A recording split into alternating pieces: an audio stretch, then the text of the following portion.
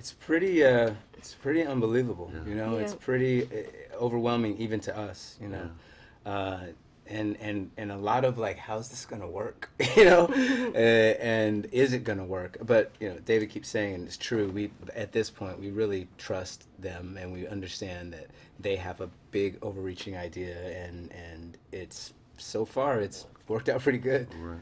Now, what is for you guys actually stepping into the Avengers? I mean, Don, you've been there before, but you guys, Guardians of the Galaxy are fresh. They're just coming in.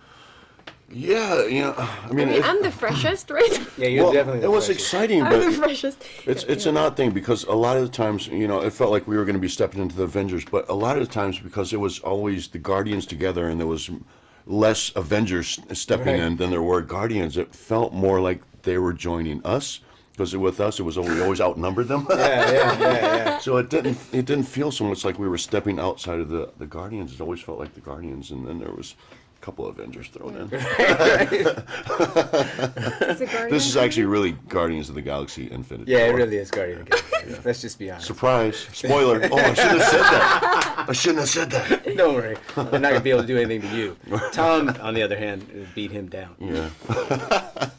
Now that you guys have gone through a lot of bad guys, you've taken them down. What is it about Thanos that he's the ultimate guy? He's either going to destroy this universe or he's maybe not. Yeah. Yeah, but he's nothing without those stones. Well, he's got two. Don't forget. Yeah, he does have a couple of those stones. You can even see it on the poster. It's definitely the biggest challenge that any of them have faced individually and collectively as well. So.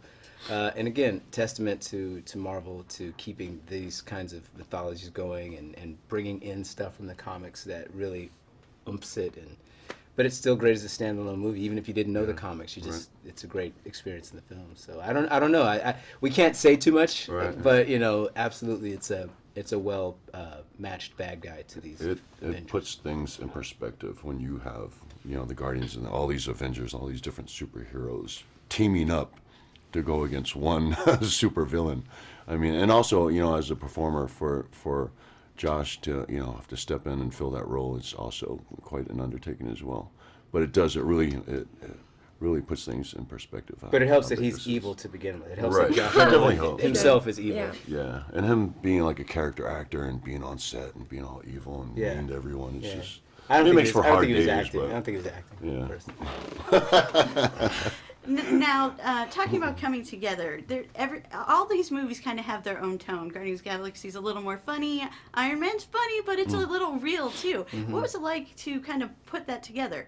Could you be yourself as your character, or did you have to kind of change a little bit to fit what the Russo brothers were doing? No, we never fit. It's what is fun about us, right?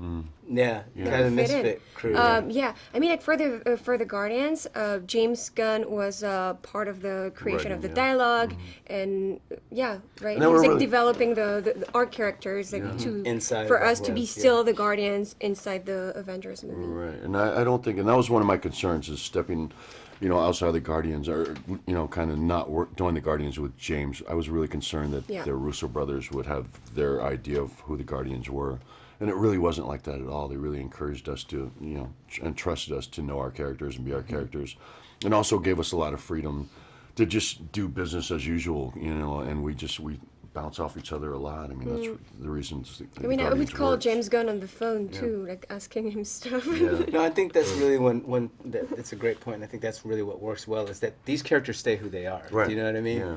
They're just doing this all together. You know, Black Panther's still Black Panther. You know, and you know, Spider-Man is Spider-Man. These characters stay who they are, but we are all finding ways to like come together and work together.